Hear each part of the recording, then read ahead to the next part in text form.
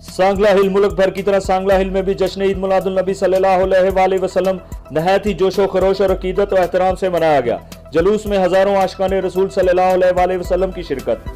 مخیر حضرات کی طرف سے لنگر کا بھی اہتمام کیا گیا۔ سانگلہ سے ذولفقار سندھو رپورٹ کر رہے ہیں۔ ملک بھر کی طرح سانگلہ ہل میں بھی جشن عید میلاد النبی نہایت جوش و خروش اور عقیدت و احترام سے منایا گیا۔ میلاد النبی کا مرکزی جلوس میلاد چوک سے نکالا گیا۔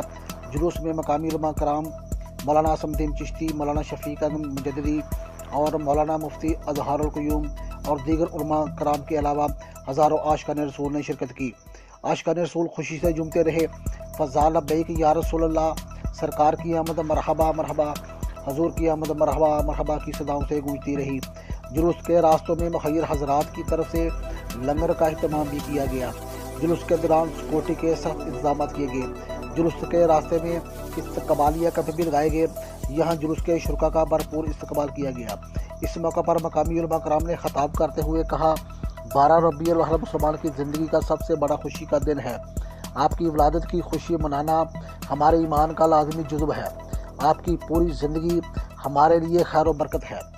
جلوس مختلف راستوں سے ہوتا ہوا میلاد چوک پر آخر اختتام پذیر ہوا۔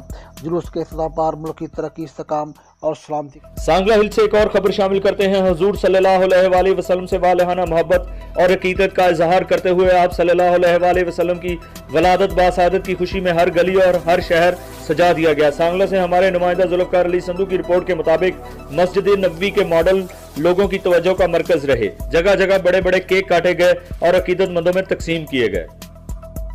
اب تک کے لیے اتنا ہی۔ مزید خبروں کے لیے دیکھتے رہیں بولڈ پاکستان نیوز۔